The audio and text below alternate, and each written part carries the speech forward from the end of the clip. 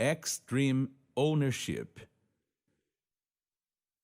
Uma característica comum a todos os grandes líderes dos SEALs, Força de Operações Especiais da Marinha dos Estados Unidos, é o fato de que eles assumem uma total e extrema responsabilidade por seus atos. São líderes que não colocam culpa em ninguém, não se esquivam de suas responsabilidades e, em vez de reclamar quando se deparam com desafios e reveses, desenvolvem saídas e soluções eficazes. Eles são capazes de deixar seu ego para trás e verdadeiramente liderar.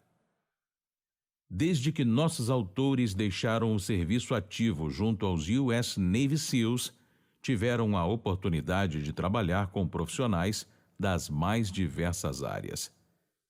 De grandes executivos a gerentes locais, passando pelo mercado financeiro, construção civil e indústria farmacêutica. Nos momentos de vitória e nas situações em que saíram derrotados, eles foram capazes de desenvolver um método eficaz de liderança que de igual modo se aplica e funciona no meio civil, nas mais diversas situações de negócios. Quer saber como isso pode dar certo? Continue sua leitura aqui no 12 Minutos. Aspectos de liderança no combate. Para liderar, é necessário que se acredite firmemente na missão, além de se ter uma perseverança quase sobre-humana, principalmente quando se tem de lidar com aqueles que duvidam do sucesso da empreitada. Em determinada missão, um dos autores estava numa patrulha noturna que objetivava capturar um líder da organização terrorista Al-Qaeda no Iraque.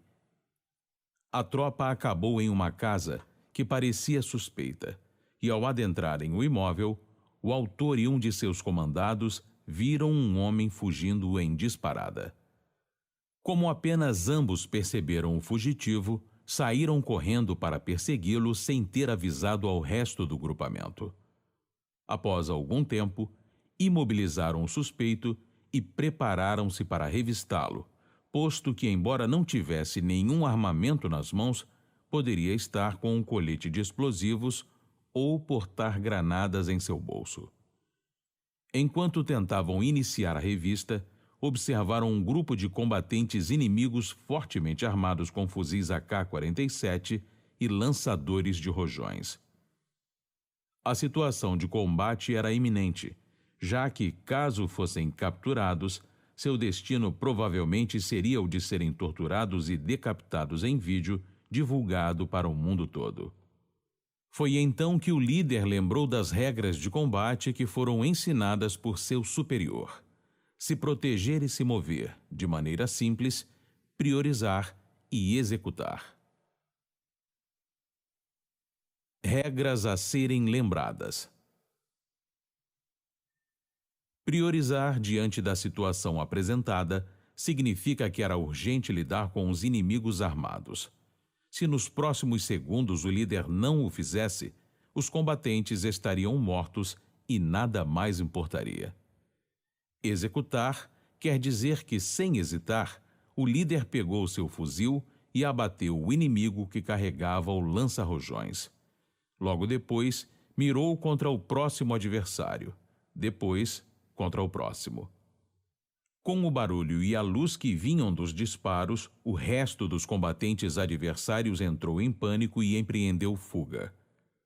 Entretanto, o líder sabia que, embora alguns dos inimigos estivessem mortos e outros feridos, os sobreviventes voltariam para lhe atacar, talvez trazendo reforços. Ele percebeu então que eles precisavam se mover, sair dali. Mas não havia tempo para planos elaborados. Era necessário fazer algo, executar alguma ação imediatamente. Assim sendo, estabeleceu-se uma nova prioridade, posto que a primeira ameaça se encontrava neutralizada, pelo menos por hora. Agora, o objetivo era reagrupar-se com o resto da equipe. Isso exigia que os dois combatentes desgarrados trabalhassem em conjunto, e assim de pouco em pouco, um avançava uma curta distância até o próximo local em que poderia se proteger e dar cobertura ao avanço do companheiro, para que o outro soldado pudesse, por sua vez, repetir o ciclo. Conseguiram, assim, retornar à equipe com o prisioneiro sob custódia. Posteriormente, descobriram que o homem não era o líder terrorista que procuravam. Mas, mesmo que a missão não tenha sido um sucesso completo, as lições apreendidas nela foram valiosas.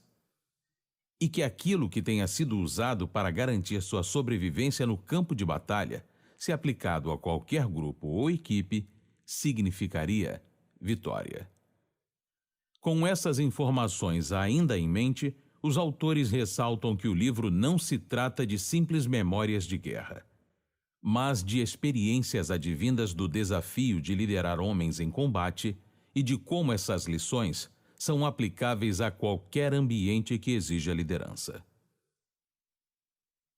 Depois do sufoco, a análise. Se os subordinados não estiverem fazendo algo conforme instruído, um líder verdadeiro deve primeiro olhar para si mesmo. Afinal, é ele quem tem o dever de explicar a importância estratégica da missão, desenvolver táticas adequadas, assegurar treinamento e instrução aos seus comandados, além dos recursos necessários para o cumprimento das tarefas. Através de diversos outros casos práticos advindos das vivências dos autores em campos de batalha e no âmbito empresarial e em consultorias prestadas, extraem-se ainda outras lições, quais sejam: não existem unidades, grupamentos ou equipes más ou incompetentes, existem maus líderes. Por mais difícil que seja para qualquer líder compreender a plenitude de tal afirmação, seu conteúdo é essencial na formação de um grupo bem-sucedido. Liderança em qualquer lugar. Líderes precisam sempre atuar sabendo que são parte de um todo maior, inclusive maior que eles mesmos e seus interesses pessoais. Uma crença resultando do sucesso da missão é muito mais importante que treinamento ou recursos.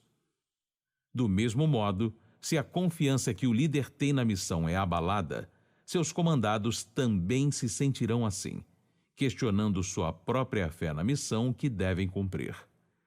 Os líderes precisam ser capazes de abstrair da visão apenas tática e entender a importância estratégica de seus objetivos. Se não conseguirem fazê-lo, devem questionar seus superiores até que possam alcançar tal compreensão. O ego pode ser responsável por turvar a visão quando no planejamento, na habilidade de acatar bons conselhos e, principalmente, na capacidade de aceitar críticas construtivas. Todos têm um ego, e ele é benéfico à medida que impulsiona as pessoas à frente no desejo de fazer o melhor e de ser o melhor. A questão é que quando o ego passa a atrapalhar a capacidade de julgamento, evitando que o indivíduo possa ter uma visão do mundo como ele realmente é, ele se torna destrutivo. Quando os interesses pessoais sobrepõem os da equipe e os próprios objetivos da missão, o fracasso é garantido. Uma boa liderança envolve admitir erros, assumir culpa e desenvolver planos para superar desafios. Pensamento unitário. Todos os elementos de uma equipe são essenciais e devem trabalhar juntos para cumprir a missão. Embora seja natural que surjam divisões, é dever do líder evitar que elas se transformem em competição prejudicial, lembrando aos membros que eles são parte de um todo, evitando que se deixem levar pela competição e animosidade. Nesse sentido, é crucial evitar a complexidade. Planos e ordens muito complexos podem não ser compreendidos pelas outras pessoas. Além disso, quando as coisas derem errado, e elas darão errado inevitavelmente, a complexidade causará problemas que podem fugir de controle e acabar por causar um desastre. Como líder, não importa se você considera que transmitiu ordens de forma correta. Se a equipe não compreender, significa que você não conseguiu simplificar as coisas e, portanto, fracassou. Por isso é necessário que equipes maiores sejam divididas em elementos menores e mais fáceis de comandar, compostos por 4 ou 5 membros e com um líder claramente designado. Estes líderes, por sua vez, devem compreender a missão maior, o objetivo do comandante e possuir autonomia para tomar decisões importantes com vistas a cumprir a missão da forma mais eficiente possível. Antes da missão. O processo de planejamento começa com a análise da missão. Líderes devem ser capazes de identificar e emitir instruções claras para sua equipe. Objetivos muito amplos ou ambíguos geram perda do foco, execução ineficaz e aparecimento de falhas. Assim, a missão deve ser cautelosamente simplificada, de modo que fique clara e devidamente focada no alcance de uma melhor visão estratégica. Isso significa que é necessário explanar seu objetivo geral, bem como o resultado esperado. O teste perfeito para uma explanação é fazer-se a pergunta: a equipe e demais elementos de apoio entenderam a missão? Ademais, um bom plano envolve a mitigação de riscos identificados na medida do possível. É certo que alguns riscos não podem ser mitigados, e, nesses casos, cabe ao líder se concentrar naqueles que podem ser evitados ou diminuídos. Nas palavras de John Paul Jones, herói naval estadunidense e considerado o pai da Marinha Americana, aqueles que não correm riscos não conseguem vencer. A necessidade da análise.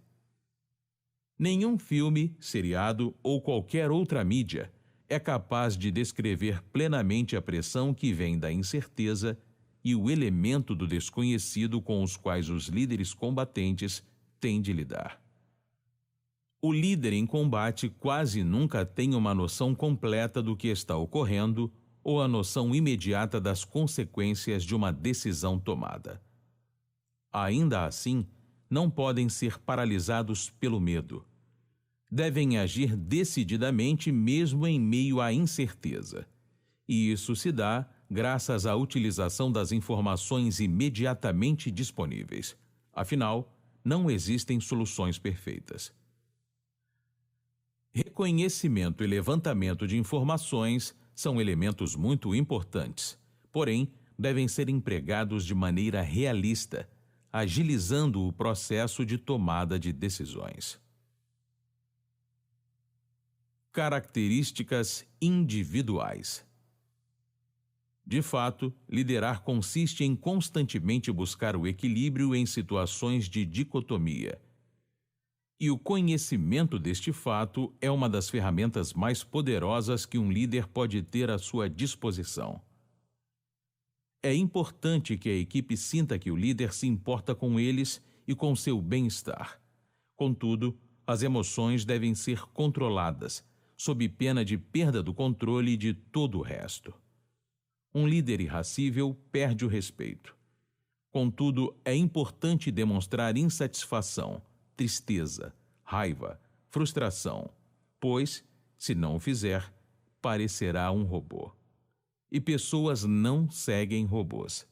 Um líder deve ser confiante, mas não arrogante.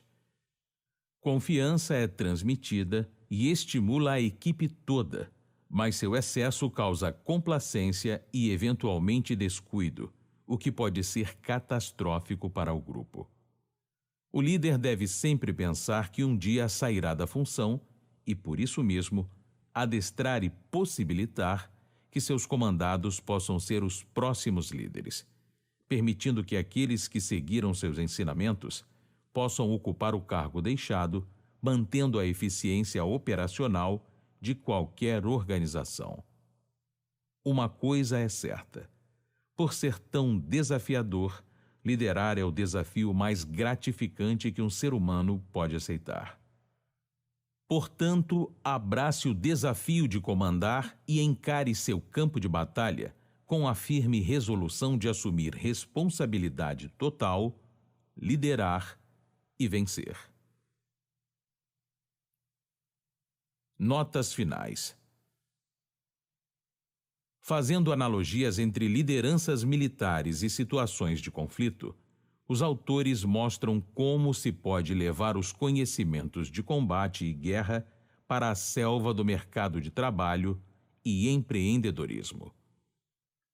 Agora que você já conhece esses ensinamentos, que tal levá-los em frente no seu próprio negócio?